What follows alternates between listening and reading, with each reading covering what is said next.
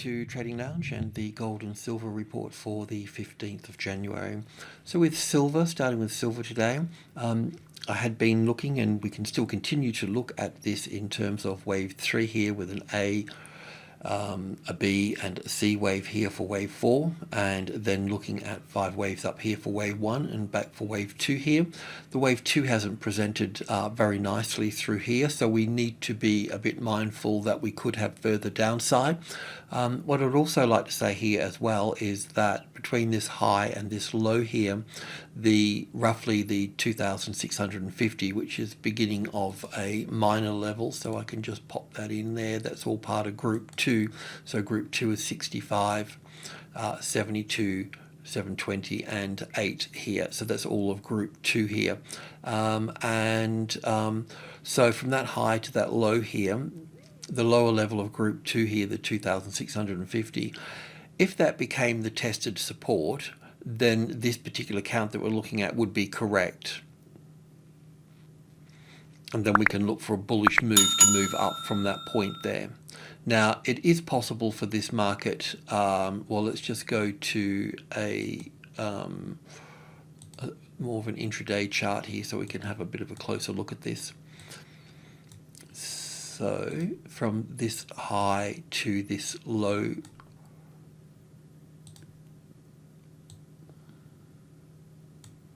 so we would need to have that 2650. This is a CFD, so it's got these prices like this, but $26.50, we would need that as support, okay, for this market to be bullish.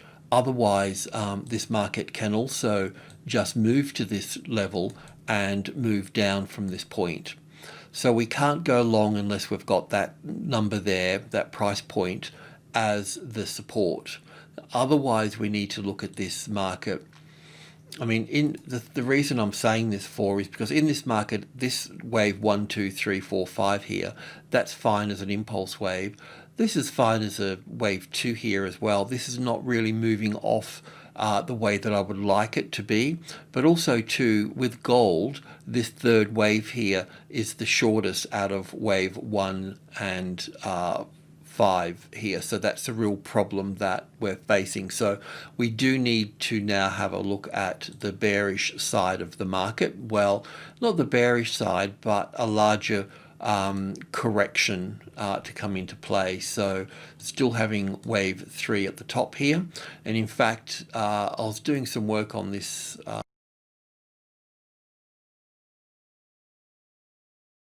on another charting program, and it's possible to have this sitting up there as wave 1. So not that that bothers us at the moment with this, but this particular pattern that we're looking at here, and I need to figure out a bearish pattern for this. So the bearish pattern would be that we have an A wave, a B wave and a C wave here for wave A, blue wave A, and then we have a little ABC here for the A wave, a little A, B and C for the B wave here, and then 5 waves up here as we'd noted before as wave C of B here.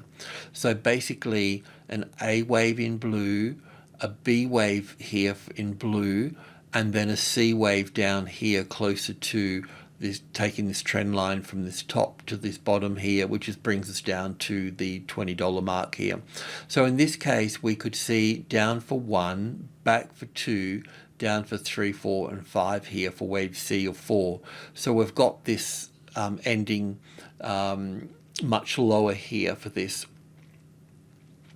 So I think this is a reality.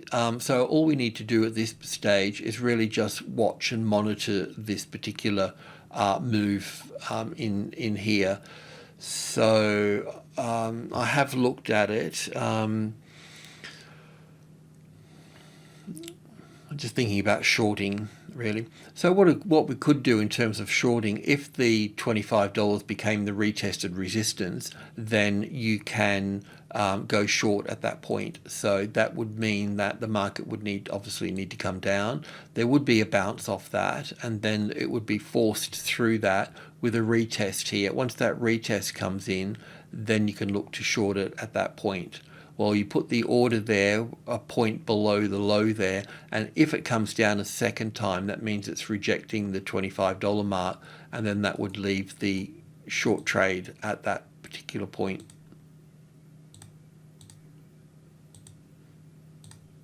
So that would be the short trade. You could go long, but this little, I mean, if that was going to move up there, then you could look at all of this here as wave 1, and then this would be a wave 2 pullback. Sorry about that. This would be the wave 2 here, and then this would be the 3, 4, and 5 up here. And then, of course, there would be a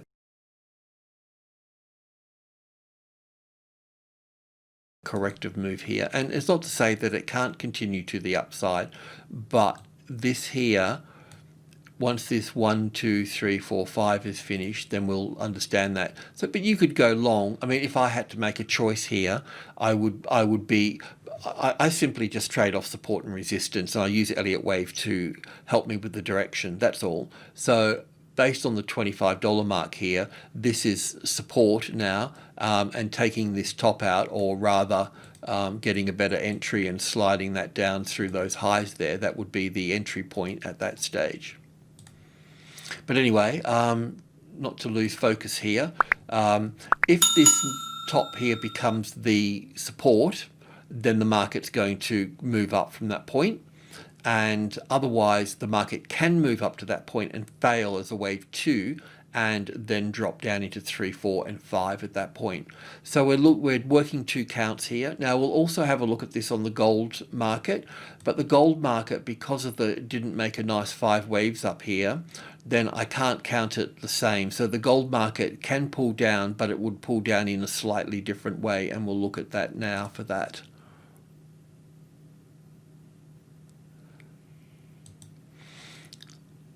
Okay, this is where we were last time through here, and we were looking at wave 1 up here and ABC for wave 2 at that point, and we're looking, it's possible for this market to look for a wave 4 up there, and this line through here is the 38.2% retracement level that it can play around with at that point and then fail from that point.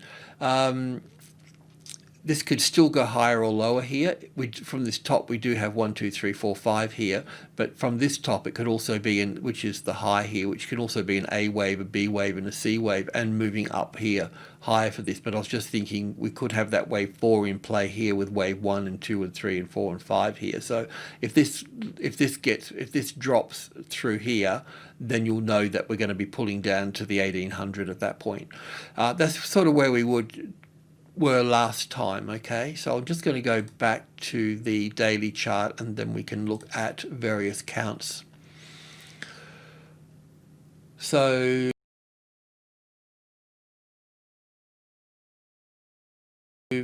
yeah, this is where we were last time on the bigger picture. So with wave A, B, and C here for wave 4, and looking at this as wave 1. It's just that this wave 3 here is a bit short. I mean, I could accept it if we look at just this move up here as wave 1 here and back for wave 2, then it's okay at that point. So it would be wave 1 here, an A and a B and a C here, expanded flat for wave 2, which is a bit unusual in wave 1 and 2, but I've seen it before, 3, 4, 5. So this count is valid, but for it to be proven correct, we would need support on 1900, because 1900 is roughly the 61.8% mark from that high to that low. So unless this market finds its support up here, we also need to look at different patterns at this point. So I can just go to, not sure what I've done here. So this was the original count that we were looking at with wave 1 up here, and looking at this as wave 1 here, which is acceptable, and an A and a B and a C for wave 2 and 3 and 4 over here and 5 here. So that's all acceptable as, you know, wave 4 in play here and going up for wave 1 and A, B, C back for wave 2. But we don't want to see this breached here, this low, and we would need to see the market sitting on 1900 for this market to prove to us that it's going to be bullish at that point. So we would need to see, you know, nice sort of classic trading levels pattern sitting on here for this before seeing any further upside. It's a long way from where we are at the moment. I understand that, but we've got problems with this market. So, you know, we need to understand things a bit better. So, so looking at it on the more bearish side here, and another thing that I need to look at as well, because if it drops lower here, then I need to change this wave 3 to a one higher degree, which I'm probably do anyway, and I've talked about that before, and I went over that last night, that whole trend coming down here, and it suits better with this degree of structure with a wave 3, because in the other charts I've got it as an orange wave 3, which is a minor wave 3, and this is a 1 degree higher intermediate structure. So this can play out in a couple of different ways. It can play out in a triangle pattern, so unfortunately, so an A wave here, a B wave here, and then down for wave A here, up for wave B, and then down for wave C here, and then an A and a B and a C wave for the wave D, and then an E wave here for wave E here, and then moving up through this way. So that wave D would be here for this, and wave C here.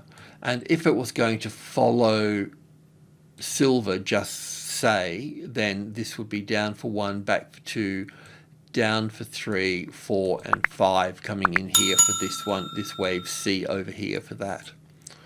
So really, this is a bit unfortunate, but this is the sort of thing that we need to be considering now. And if we use this intermediate wave 3 here, by the by, then the 1720 here is roughly the 38.2% retracement level that would be working to. And, you know, when I look at this here, this further move down here would be in line with GDX. Not that that's a big deal, but also I'm from Australia, so our biggest gold company over here, which is probably second or third in the world, is Newcrest Mining, NCM, and I feel that that needs to come down one more leg as well. So I'm seeing it in stock. So look, today I'm not pointing out any trades or anything. We can get to that on Monday perhaps, with the Monday video. So today I just wanted to point out these other counts. Alrighty, I'm going to leave it at that. Cheers.